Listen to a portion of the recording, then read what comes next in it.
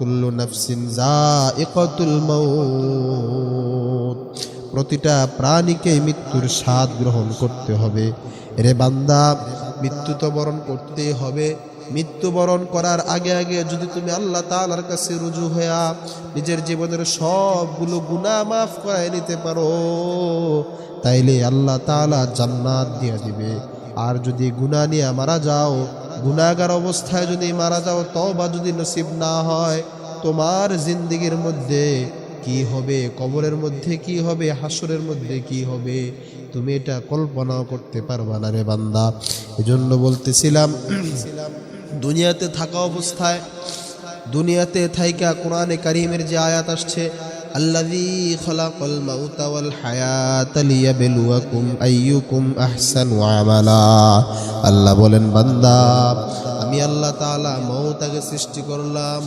বলে, কেন মওত সৃষ্টি করলাম আগে?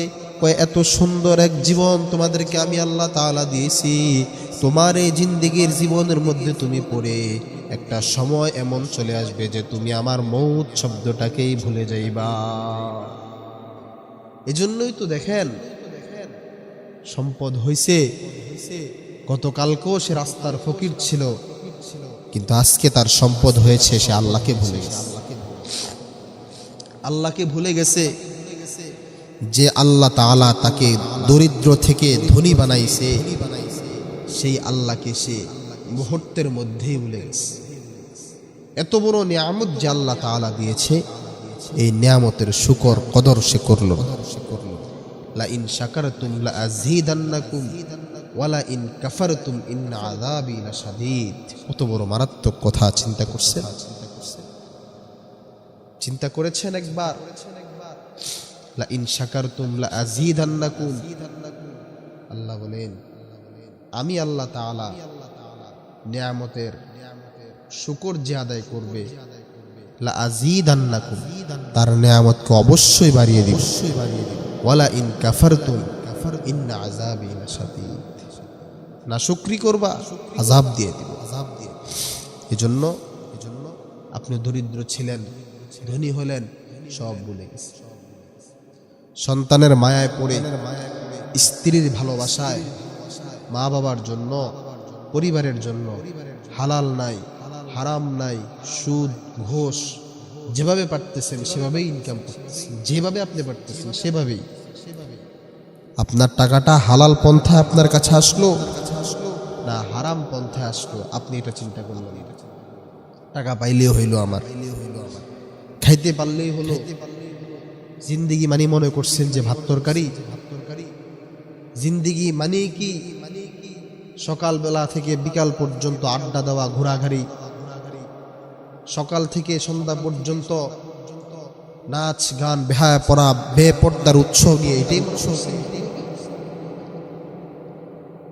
সকালবেলা সন্তান বাড়ির থেকে বের হয়, সন্ধ্যাবেলা বাড়িতে ফিরে, আবার সন্ধ্যায় বের হয়, রাতের 10টা 11টা 12টা বাজে বাড়িতে ফিরে। একবারও বাপ মা জিজ্ঞেস করে না সারাদিন কই ছিল। এক ওয়াক্ত নামাজ সে পড়ে না, তাকে কেউ জিজ্ঞেসও করে না, কেউ জিজ্ঞেসও করে না যে নামাজ কেন পড়ল না। যে মালিক এত মায়া করে বানাইছে, যে মালিক এত কষ্ট করে আমাদেরকে লালন পালন করতেছেন, আমাদেরকে খাওয়াচ্ছেন, আমাদেরকে রিজিক দিচ্ছেন, সে মালিকের কি কদর আমরা করলাম বলেন? কি কদর করলাম? কি কদর? বন্ধু বান্ধবের মায়ায় পড়ে আজকে তো আমাদের অবস্থাটা এমন, ভালো কাজের কথা বলতে আমরা অপরকে শরম পাই, লজ্জা পাই। ভালো কাজের কথা বলতে, নামাজে যাবা, এই কথাটা বলতে আমাদের কাছে শরম লাগে, আমাদের কাছে লজ্জা লাগে।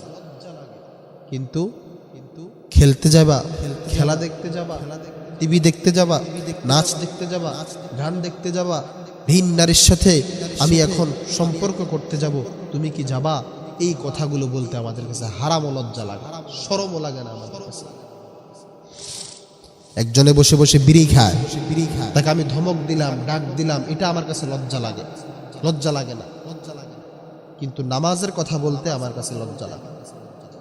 সকালবেলা দোকানে বসে বুড়া মিয়াদেরকে তো বোঝানোই যায় না যে বিড়ি যে কত মারাত্মক এক বিষয়। আমার মহল্লায় মসজিদে ওই দিন এক মুসল্লি মাগরিবের পরে, আমার খুব পরিচিত মানুষ, মাদ্রাসা পাহারা দেয়, আলিয়া মাদ্রাসা, সে পাহারা দিতেছে, হঠাৎ করে তার খুব কাশ উঠছে, জোরে জোরে চিৎকার করে বলতেছে, মানে মারা যাচ্ছে এরকম বলতেছে।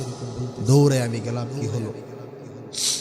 এমন অবস্থা, ডাক্তারের কাছে নিয়ে যাওয়ার পরে ডাক্তার বলতেছে তার একদম শরীরের মধ্যে কোনো অক্সিজেনই নেই, মানে আরেকটু হলে হয়তো সে মারাই যেত। কিন্তু ওই লোকটা বিড়িখানা বন্ধ নেই, এই জন্য একজন মুরব্বী মানুষ, যার বয়স 60 বছর হয়ে গেছে, 70 বছর যেই মুরব্বীর বয়স, সে এখনো বিড়ি খায়, সে আল্লাহকে এমনটাই বুঝাইতেছে যে আল্লাহ আপনি দেখেন আমার 60-70 বছর বয়স, আমি এখনো বিড়ি ছাড়তে পারলাম না, আমি এখনো গান দেখা ছাড়তে পারলাম না, আমি এখনো সিগারেট ছাড়তে পারলাম না, আপনি বুঝে নিয়েন আমি দুনিয়াতে 70 বছর পর্যন্ত যেহেতু আগুন ছাড়তে পারি নাই, কবরে আমাকে আগুন ছাড়া অন্য কিছু দিবেন। কত বড় নাফরমান, কত বড় জাহেল, চিন্তা করেন একবার। কার সামনে আপনি ঘাড় নামাইতেছেন? দুনিয়ার সামান্য একজন মন্ত্রীর সামনে গেলে আপনার মাথাটা নিচু হয়ে যায়, আর এমপির সামনে গেলে আপনার মাথা নিচু হয়ে যায়।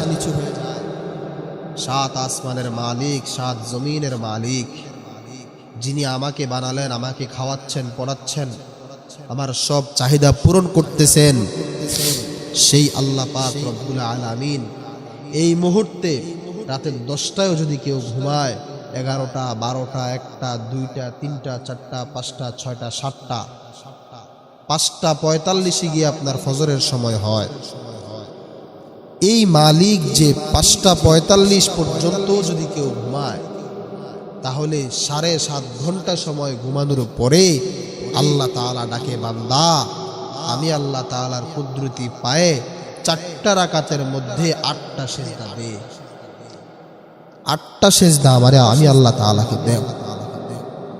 এই গাদ্দার বেয়াদব তখনও ঘুমায় থাকে, ওঠে না, আল্লাহর কুদরতি পায়ে সেজদা দিতে চায় না।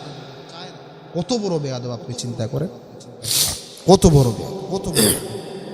রাসূল করিম সাল্লাল্লাহু আলাইহি ওয়াসাল্লাম বলে,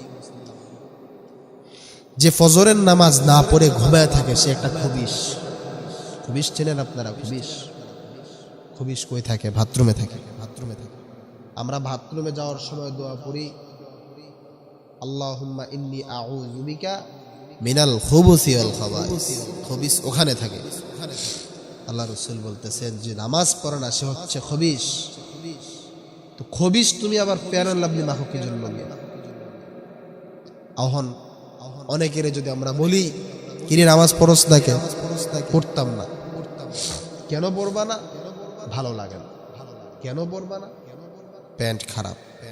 কি অসভ্য মার্কা ছেলে মেয়ে, চিন্তা করেন আপনি।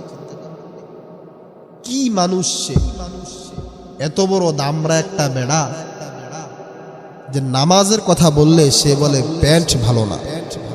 অথচ 2 মাস 3 মাসের বাচ্চাও তো যখন ঘুমায়, আপনার যদি প্রস্রাব করে দেয়, চিৎকার দিয়ে কান্না শুরু করে, বুঝায় যে মা পেশাব করে দিয়েছি, আমার হাফ প্যান্টটা বদলায় দাও।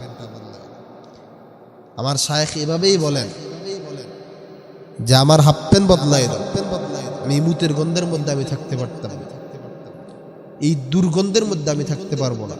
অথচ এত বড় একজন লোক, 17 বছর 18 বছর 20-22 বছরের দামরা, এই পানি খরচ করে না, প্রস্রাব করে, এটা নিয়ে বন খাইতেছে, বার্গার খাইতেছে, বন্ধু বান্ধবের সাথে আড্ডা দিতেছে, প্রেমিকের সাথে ঘুরতে যাইতেছে, অথচ তার সাথে মুতের গন্ধ। চিন্তা করেন আপনি একবার। আল্লাহ আমাদেরকে হেফাজত করেন, বলেন আমিন। আল্লাহ আমাদেরকে মাফ করেন, বলেন আমিন। তো যে কথা আমি বলতেছিলাম, দুনিয়ার এই রং তামাশার মধ্যে পড়ে আল্লাহকে ভুলে গেছি। আল্লাহ তাআলার কুদরতি পায়ে সিজদা যে দিব সেটা আমরা ভুলে গেছি। আল্লাহ বলে, না রে বান্দা, এভাবে হবে না। তো এইভাবে কি হবে? জীবন কি এভাবে চলে বলেন? জীবন মানে কি তামাশা? কোরআনের মধ্যেই তো আসছে যে কি, দেখেন এই আয়াত শোনায় দেই, আপনি বলতে হবে না যে আমার জীবন তামাশা। কোরআনের মধ্যে স্বয়ং সরাসরি আল্লাহ তাআলাই বলেছে। ওই আয়াতটাকে এই যে দেখেন, ওয়ামাল হায়াতুদ দুনিয়া ইল্লা লাইবু ওয়া লাহুন ওয়ালাদ-দারুল আখিরাতি খায়রুল লাযিনা ইয়াত্তাকুনা আফালা তাকিলুন। আল্লাহ স্বয়ং আল্লাহ তাআলা বলতেছে যে দুনিয়ার এই জিন্দেগিটা হলো খেল তামাশার জিন্দেগি। দুনিয়ার এই জীবনটা হলো তামাশার জিন্দেগি। এটা হলো লোভ, লালসা, খেলাধুলা, এই জিন্দেগি ছাড়া এটা আর কিচ্ছু নয়। সুতরাং খেলার জিন্দেগিতে পড়ে আল্লাহকে ভুলে যেও না, খেলার জিন্দেগিতে পড়ে রাসূলকে ভুলে যেও না। কেমন রাসূল চিন্তা করেন, যেই রাসূলকে মহব্বত করলে স্বয়ং আল্লাহ তাআলাকে মহব্বত করা হবে। যেই রাসূলকে ভালোবাসলে সেই রাসূলের সাথে জান্নাতে থাকতে পারবে।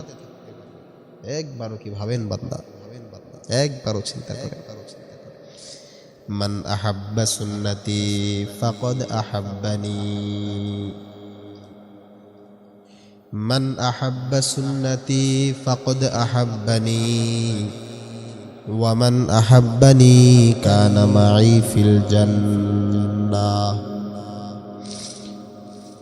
আল্লাহ রসুল সাল্লাল্লাহু আলাইহি ওয়াসাল্লাম বলেন, যে ব্যক্তি আমার সুন্নতকে মহব্বত করলো সে যেন আমি রসুলকে মহব্বত করলো, আর যে আমি মুহাম্মদুর রাসূলুল্লাহকে মহব্বত করেছে সে আমার সাথে জান্নাতের মধ্যে প্রবেশ করবে।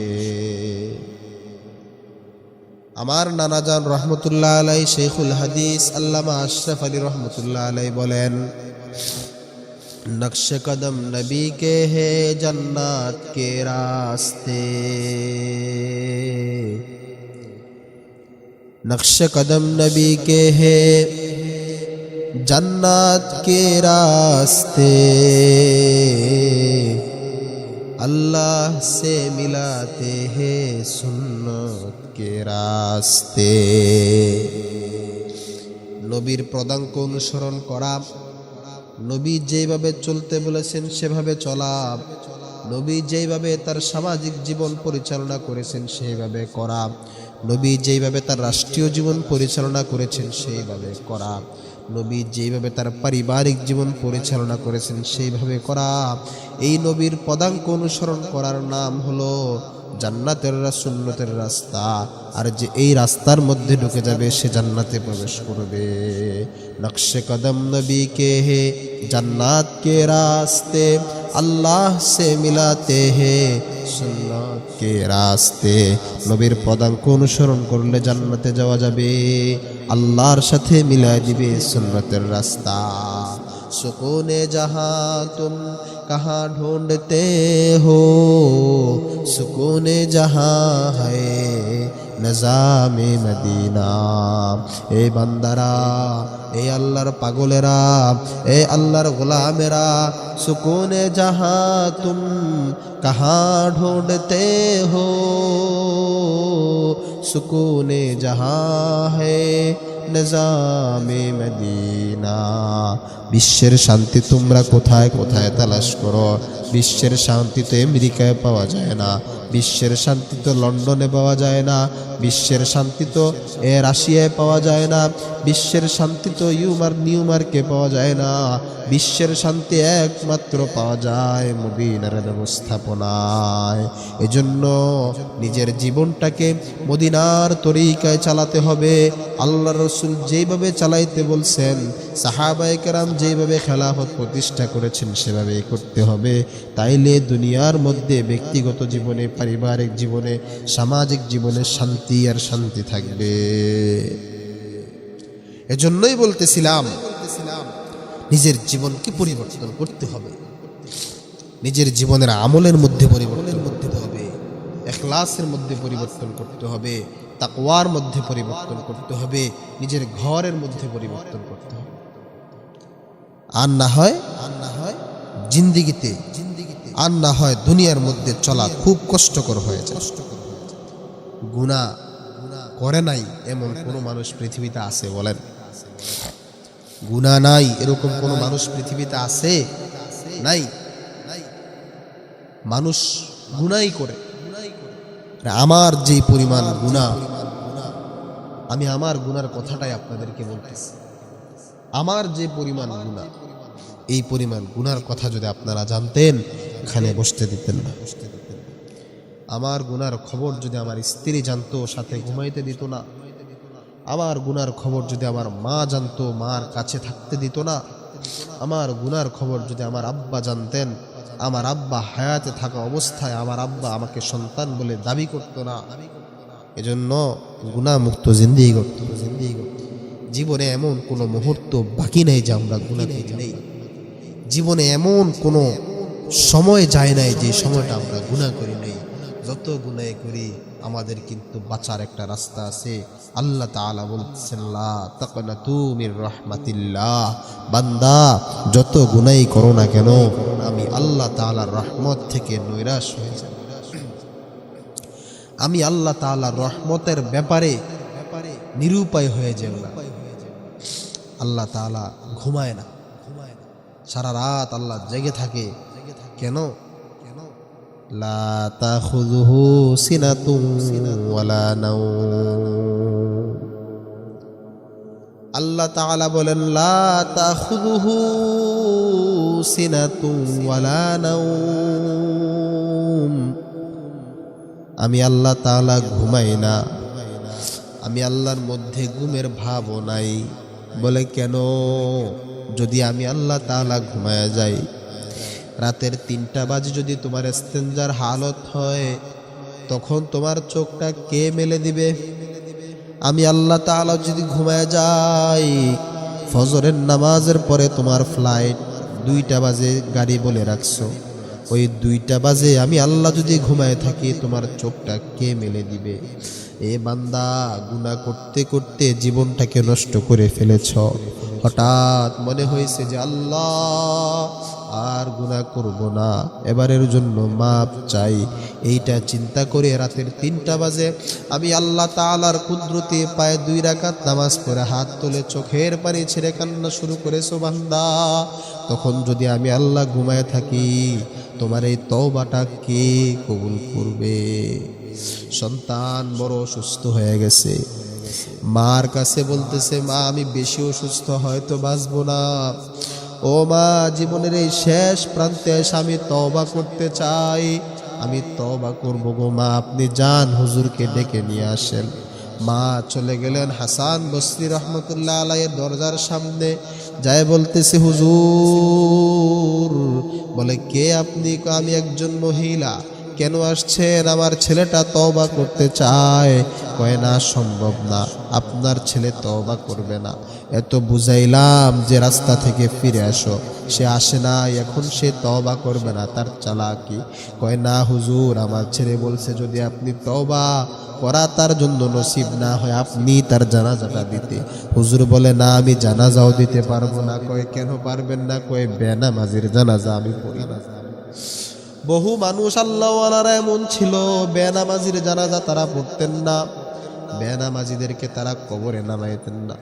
বেনামাজিরা কাফের হয় না, কিন্তু বেনামাজি নামাজ পড়ে না এমন ব্যক্তি আর কাফেরের মধ্যে পার্থক্য হলো, মুসলমান এবং কাফেরের মধ্যে পার্থক্য হলো নামাজ। যে নামাজ পড়ে সে মুসলমান, যে নামাজ পড়ে না সে কাফের। আল্লাহ পাক রব্বুল আলামিন আমাদেরকে মুসলমান বানাইছেন। আল্লাহ পাক রব্বুল আলামিন আমাদেরকে ইসলাম গ্রহণ করার মতো একটা তৌফিক দিয়েছেন। এজন্যই আল্লাহর তাআলার দরবারে শুকরিয়া আদায় করি। 1 ওয়াক্ত নামাজও আর ছাড়বো না। বলেন ইনশাআল্লাহ, বলেন ইনশাআল্লাহ, 1 ওয়াক্ত নামাজও ছাড়বো না। যে কথা বলতেছিলাম, যখন হুজুর আর যায় নাই, সন্তানের কাছে মা যখন চলে গেছেন, যাওয়ার পরে বলতেছি, বাপ কি বিপদে আমাকে ফালাই গেলি রে সন্তান, তোর হুজুর তো আসলো না। হুজুরের মনে খুব কষ্ট। এভাবে করতে করতে মার চোখেও পানি, সন্তানের চোখেও পানি করে সন্তান মাকে ডাক দিয়ে বলতেছে, মা আমি যদি মারা যায় আমার 2টা ওসিয়ত আছে, কয় কি ওসিয়ত?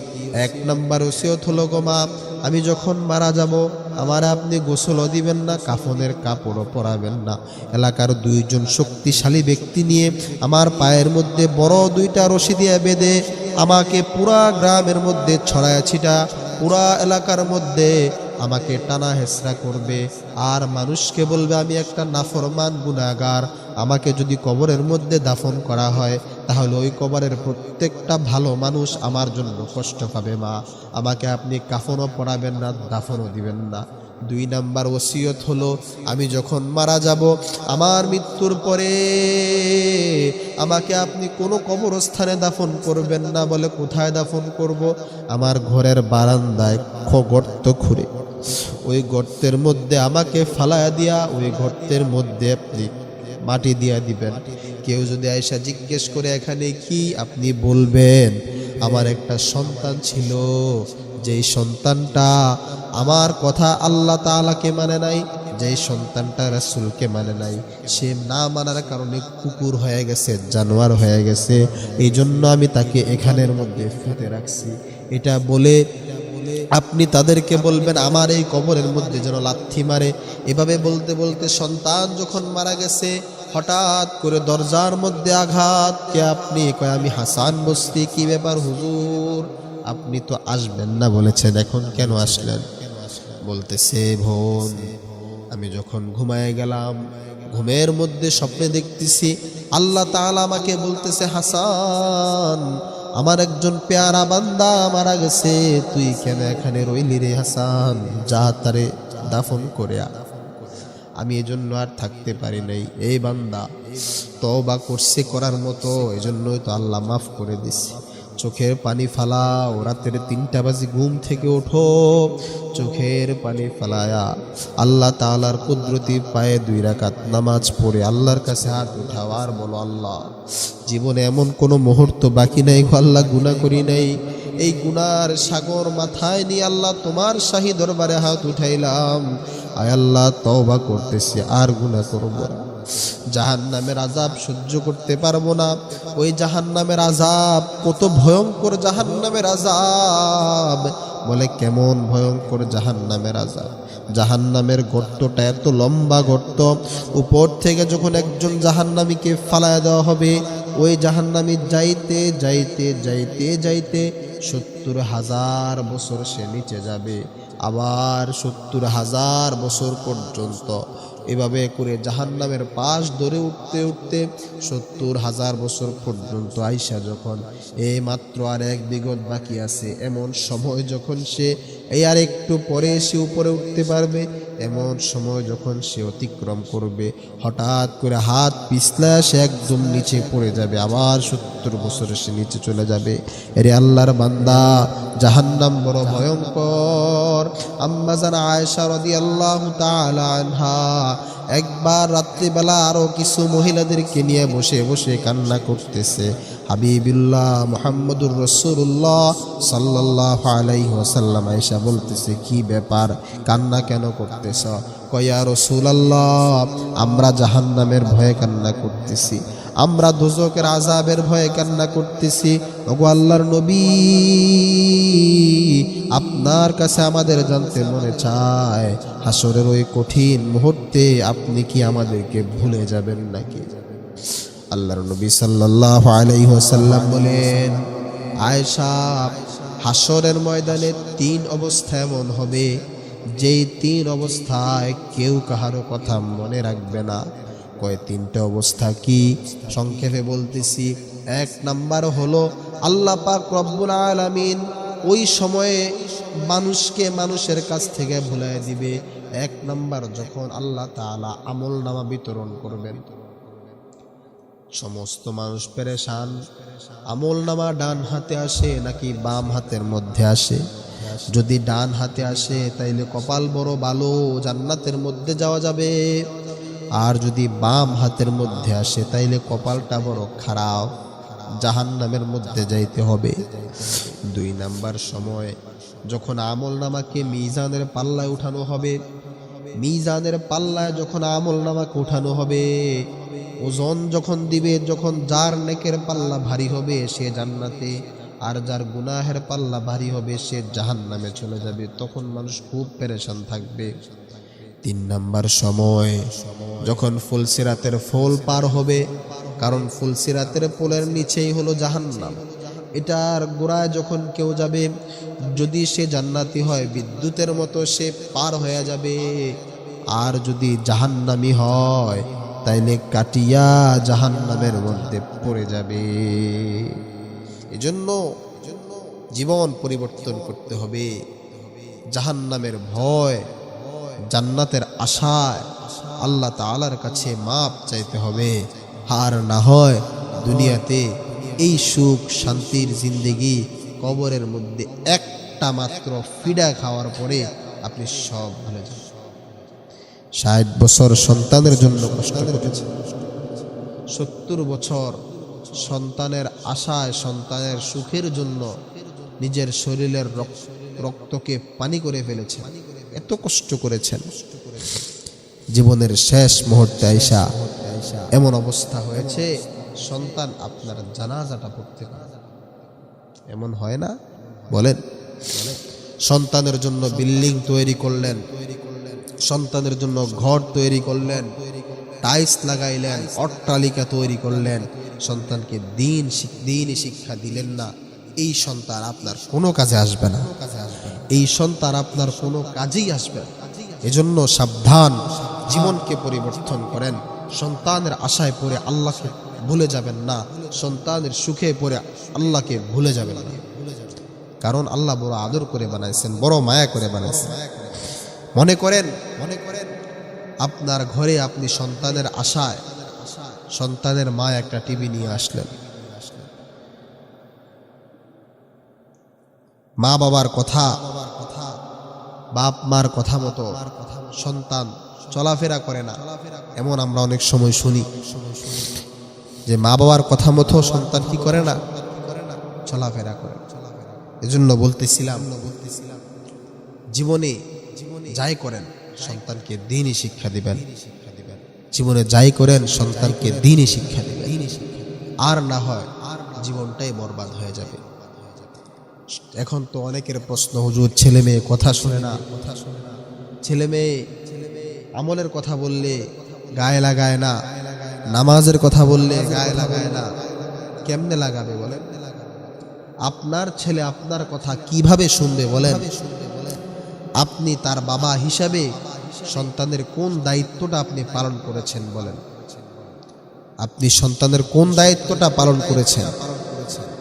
আপনার সন্তান ছোট্ট বয়স থেকে বড় হওয়া পর্যন্ত সে দেখলো যে আপনি তার বাবা একজন ভালো মানুষ। কেমন ভালো মানুষ? যা আপনি প্রত্যেক দিন ফজরের পরে, ফজর না পড়েই চা দোকানে বসেন, দিনের 10টা বাজে চা দোকান থেকে আসেন, এই সময়টা ওখানে বসে বসে নাচ গান, নর্তকী, জেনা, ব্যভিচার, যত কিছু আছে, গীবত, যা কিছু করার দরকার আপনি সেখানে বসে বসে করলেন। এই সন্তান আপনাকে কি মানবে বলেন?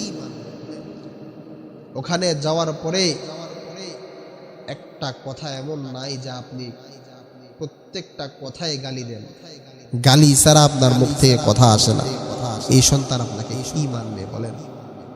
কি মানবে? এজন্য পরিবর্তন হতে হবে। কবরের ভয় নিজের মধ্যে আনতে হবে, জাহান্নামের ভয় নিজের মধ্যে আনতে হবে। বলে জাহান্নামের ভয় কিভাবে আসে না? জাহান্নামের ভয় যদি থাকতো তাহলে নামাজ ছাড়তে পারত, জাহান্নামের ভয় যদি থাকতো তাইলে আপনার রোজা ছাড়তে পারত, জাহান্নামের ভয় যদি থাকতো তাইলে সে গুনাহের কাজ করতে পারত। এজন্য বলতেছি, জাহান্নামের ভয় নিজের মধ্যে ঢোকান, জাহান্নামের ভয় নিজের ভিতরে ঢোকান। যারা নামাজ পড়ে না, যারা আল্লাহকে সেজদা দেয় না, তাদের থেকে সবচেয়ে বড় বেয়াদব আল্লাহর জমি আর কেউ হতে পারে না। আমার শায়েখ হযরত মাওলানা আনিসুর রহমান আশরাফি সাহেব দামাত বারাকাতুহুম, উনি বলেন, বেনামাজির চাইতে নিকৃষ্ট বেয়াদব আল্লাহর এই জমিন আর কেউ হতে পারে। বেনামাজি বড় খারাপ, বেনামাজি সবচেয়ে বড় বেয়াদব। বলে কেন? এত বড় মালিক আল্লাহ তাআলা, তার সামনে সেই ঘাট নামাইতে লজ্জা করে। বুঝেন আপনি? তাইলে কবরে কেমনে থাকবেন? হাসরে কেমনে থাকবেন বলেন? কেমনে থাকবেন? আপনি আজকে মারা যান, এখন আপনি মারা যান, আপনার মৃত্যুর কারণে সিএনজি ড্রাইভার সিএনজি চালানো বন্ধ করবে না, অটো ড্রাইভার অটো চালানো বন্ধ করবে না। আপনার মৃত্যুতে কারো ভাতখানা বন্ধ হবে না, আপনার মৃত্যুতে কারো গোস্ত খাওয়া বন্ধ হবে না, বরং গোস্ত আরো 2 খারি বেশি দিবে, বলবো অনেক কান্না করছো, অনেক কষ্ট করেছ, আরো 2 খারি গোস্ত বেশি খাও, বলবে এটা। এজন্য বলতেছি পরিবর্তন করুন, পরিবর্তন হন। যদি পরিবর্তন হতে না পারেন তাহলে কোনো ফায়দা হবে, কোনো ফায়দা হবে। এত লম্বা জিন্দেগি কবরে কেমনে থাকবেন? দুনিয়ার জীবনটা তো 60-70 বছরের, তো কবরের জীবনটা কি 60 বছরের বলেন? কবরের জিন্দেগি কি 70 বছরের জিন্দেগি? কবরের মধ্যে লম্বা সময় কিভাবে থাকবো? এত লম্বা কবরের জিন্দেগি আমরা কিভাবে কাটাবো? মনে করেন হযরত নূহ আলাইহিস সালাতু ওয়াস সালামের জামানায় যারা মারা গেছে, কত হাজার বছর তারা কবরের মধ্যে শুয়ে আছে। হযরত ইব্রাহিম আলাইহিস সালাতু ওয়াস সালামের জামানায় যারা মারা গেছে, কত হাজার বছর কবরের মধ্যে শুয়ে আছে। আবু জাহেল, ফেরাউন, উতবা, সাইবা কত বছর কবরের মধ্যে শুয়ে আছে। চিন্তা করে ভাবেন একটু। আমিও তো কবরে যেতে হবে, আমারও তো লাশ 4 জনে কাঁধে নিবে, আমাকেও তো মারা যেতে হবে, আমাকেও তো জানাজা, আমার লাশকে সামনে নিয়েও তো কেউ না কেউ জানাজা পড়বে, আমার লাশটাকে নিয়েও তো কেউ কবরে নামবে। কেমনে হবে বলে? প্রত্যেকটা লাশ যখন মানুষ কাঁধে নেয়, ওই লাশ চিৎকার করে বলে, আমাকে কোথায় নিয়ে যাচ্ছ? আরে ভাই, আমাকে কোথায় নিয়ে যাচ্ছ? আমার এই সুন্দর ঘর বাড়ি অট্টালিকা ছেড়ে আমাকে কই নিয়ে যাইতেছ? কোথায় নিয়ে যাচ্ছ? এজন্য বলতেছি জীবনটাকে পরিবর্তন করে আমলের মধ্যে ঝুঁকেন, আমলের মধ্যে নিজের আমলের প্রতি নিজেকে আকৃষ্ট করেন, না হয় জিন্দেগিতে আপনি বাঁচবেন।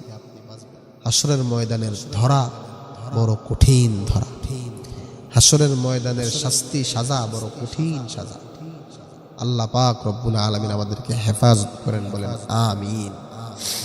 আরেকটা কথা আমি বলবো, আমাদেরকে আল্লাহ তাআলাই বানাইছে, আমাদেরকে আল্লাহ তাআলাই খাওয়ান, আমাদেরকে আল্লাহ তাআলাই পড়ান।